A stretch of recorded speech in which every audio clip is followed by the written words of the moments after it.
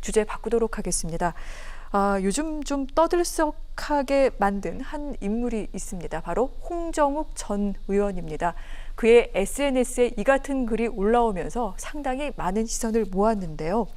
홍정욱 전 의원이 그동안 SNS 활동을 많이 그렇게 하지 않다가 얼마 전 이런 글을 올렸습니다. 그간 즐거웠습니다. 죽는 순간까지 사랑하며 포기하지 마시길, 항상 깨어 있고 아울러 여러분의 삶을 응원합니다. 이런 내용인데 이 짧은 글, 정치권에서는 이거 전개에 복귀하려는 암시가 아니냐 이런 얘기도 나오고요. 더 나아가서는 서울시장에 출마하려는 거다, 아니다, 대권 도전을 시사한 거다, 이런 얘기까지 나오고 있습니다. 두 분께서는 어떻게 보시는지, 교수님. 네, 페이스북 내용만 보면 저 아직 살아있어요 이런 것 같아요. 그래서 정치인이 뜬금없이 저 살아있어요 이런 건 아니거든요. 뭔가 기지개를 좀 피겠다라고 하는 신호로 받아들여질 수 있는 내용이라고 봅니다.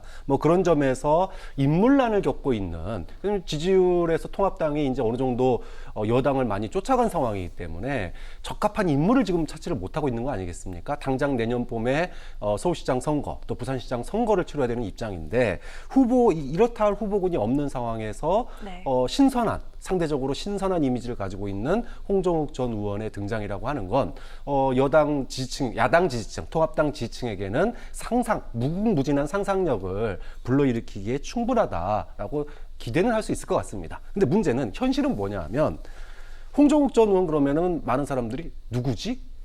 신선하다라는 느낌이 많아요. 신선하니까 우리 후보가 됐으면 좋겠어. 이게 지금 통합당 지지자들의 생각이거든요. 그런데 이 말을 뒤집으면요, 신선하다는 건 그만큼 누군지 모른다는 겁니다. 인지도가 낮다라는 거예요. 자, 그러면 도대체 홍정욱이 누군데, 뭐한 사람인데 라고 얘기했을 때 서울시장 후보나 대통령 후보가 될 수 있는 무엇을 했는지에 대한 그 답을 갖다가 아직은 줄 수가 없기 때문에 여전히 물음표인 그런 상황이 될 수밖에 없는데, 무엇을 했다라고 하는, 무엇을 하겠다라고 하는 이런 부분들이 과거의 안철수 신드롬, 2011년에 있었던 그런 안철수 신드롬으로까지 나아갈 수 있겠느냐, 그런 점에서 본다면 안철수 신드롬은 고사하고 인지도 자체가 낮은 상황에서 그 인지도를 끌어올릴 수 있는 지금 코로나 전국에서 과연 무엇을 할 수 있을까라고 하는 점에서 본다면 여전히 통합당의 어떻게 보면은 희망사항, 또 하나의 희망 카드, 이런 정도지 현실화되기에는 좀 넘어야 될 산이 아직도 많은 거 아니냐. 이게 당 내에서도, 통합당 내에서도 어쨌든 새로운 카드가 나오니까 좋기는 한데 이거 가지고 될까? 이런 고민을 하게 만드는 지점인 것 같습니다. 아직은 상상력의 차원이다, 이렇게 말씀을 하셨습니다. 홍정욱 전 의원 아시겠지만 그 딸이 마약 투약으로 인해서 징역형, 물론 집유 판결이 났습니다만 징역형을 선고를 받았고요. 아울러서 홍 전 의원의 정치력, 능력이 무엇이냐라는 그런 질문을 하는 분들도 많습니다. 어떻습니까, 평론가님? 그렇죠. 딸이 마약 혐의로 유죄를 받았죠. 징역형을 받았죠. 집행유예가 됐습니다만은 정치인한테는 치명적이죠. 마약입니다, 마약. 대한민국에서는 통하지 않습니다. 그러나 중요한 건 딸 문제가 아니고요. 저는 홍정욱 전 의원 본인의 문제를 저는 짚어볼 필요가 있어요. 저는 이미지 문제가 아니고요. 인지도 문제가 아닙니다. 잘 모를 수도 있어요. 또 이미지도 좋을 수도 있고 싫어할 사람도 있겠습니다만 저는 본인의 정치력이 더 중요하다 봐요. 그동안 뭘 하셨습니까? 기업을 하셨습니다. 그죠? 정치는요, 그 사회와 치열하게 고민해야 됩니다. 지금의 대한민국 1년은 이전의 정치가 10년 하다보다 더 빨리 갑니다. 치열하게 고민하고 치열하게 성찰하면서 시대를 통찰해 나가는 것이 적어도 리더입니다. 서울시장은 저는 리더라고 봐요. 서울시장은 아무나 할 수 있는 게 아닙니다. 대통령은 더 한 거죠. 자신에 대한 치열한 고민 없이 어느 날 갑자기 나타나가지고 정치하겠다 해서 이미지 좋은 거 가지고 서울시장 나온다 해가지고 서울시장 된다. 그 사회가 비극인 겁니다, 저는. 그래서 저는 홍정욱 전 의원이 상대적으로 저는 이미지가 저는 좋다고 봐요. 초선 의원 할 때도 정치 마무리 잘했습니다. 그리고 지금도 상당히 신선한 측면이 있어요. 이제는 정치를 하려고 하면은 좌고 고민하지 말고 직접 뛰어들어서 자신의 실력을 발휘해야 됩니다.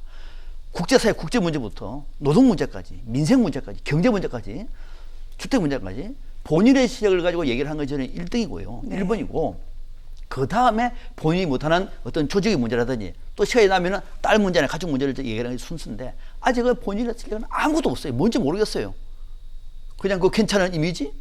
아니면은 새로운 신선한 이미지? 이것 가지고는 한순간은 반짝할 수 있습니다. 그러나 시간이 지나고 나면은요, 그것 또한 거품이 된다는 사실을 우리 정치는 여실히 드러내고 있기 때문에 홍준표 전 의원이 결심을 했다고 얘기하면 빨리 자신의 역량을 발휘해라. 그렇지 않으면 아예 시작을 안 하는 것이 안철수 전 대표를 볼 때 훨씬 더 낫다는 말씀 드립니다. 알겠습니다. 방금 박평론가님 말씀하셨는데요. 주호영 통합당 원내대표는 안철수 국민의당 대표를 주목하고 있는 것 같습니다. 언론 인터뷰에서 이 같은 내용을 밝혔는데 야당 보수 야당 제1야당의 원내대표가 이 정도까지 다른 당 대표에 대해서 손을 내밀고 있는 상황입니다. 이 정도쯤 되면은 무언가 좀 얘기가 오고 간 게 아닌가 싶기도 한데 어떻습니까? 얘기가 안철수 전 대표하고는 얘기가 안 된 것 같고요. 네. 안철수 전 대표 측근들하고는 얘기가 좀 된 걸로 이미 나오고 있죠. 측근들은.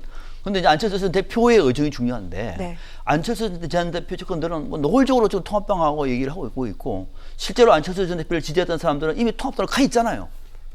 이미 네. 가 있습니다. 지금 총선에 뛰어들었잖아요. 안철수 사람 대부분 다 떨어졌지만. 네.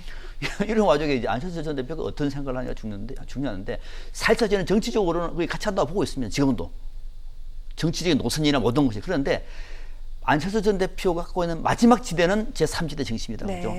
본인은 극중주의라고 하는 어려운 말을 했습니다만은 두 거대 양당 정치를 비판하는 것이 안철수 정치 생명입니다.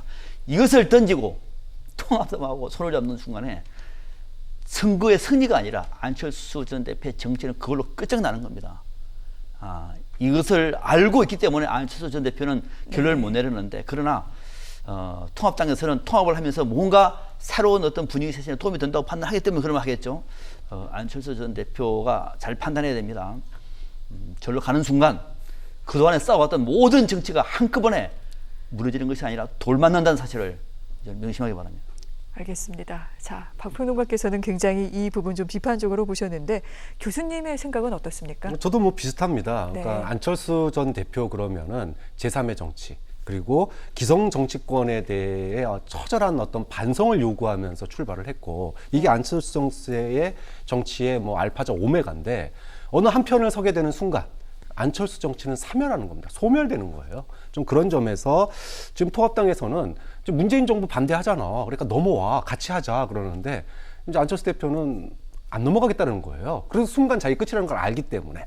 그러니까 그러면서 안철수 대표 측은 내심 그럼 나 밀어주던지, 나는 그냥 계속 여기 있을 테니까 통합당이 나 밀어줘, 이런 거예요. 네. 그래서 그러니까 지난 총선 때 사실상의 선거연합을 했지 않습니까? 후보 안 내는 걸로 통합당 밀어줬듯이, 그럼 통합당도 후보 내지 말고 나 밀어줘, 이러는 거예요. 그러니까 자기는, 안철수 전 대표는 죽었다 깨어나도 제3의 정치를 버릴 수가 없다. 지금까지는, 현재로서는. 그런 네. 점에서. 하지만 안철수 주변에 있는 사람들은 다르죠.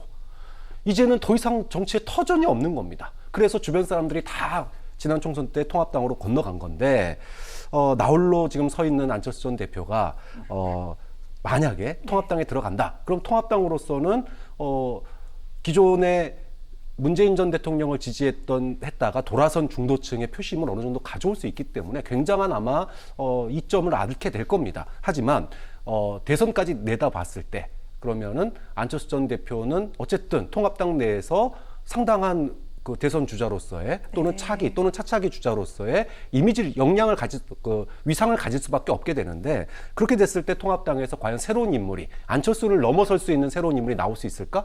불가능하죠. 자, 그렇게 되면은 단기적으로는 통합당에 이득이 될지 모르지만 장기적으로는 저는 안철수라고 하는 내부의 벽 때문에 네. 통합당이 더 이상 나가지 못하는 가능성도 저는 있다고 보기 때문에 양날의 칼이 될 수 있다고 봅니다. 그렇군요. 자, 이 같은 이야기가 나오고 있는 배경과 더불어서 통합당 그리고 안철수 대표의 정치적 속셈까지 한번 좀 저희가 들여다봤습니다. 두 분과는 말씀 여기서 마무리하겠습니다. 고맙습니다.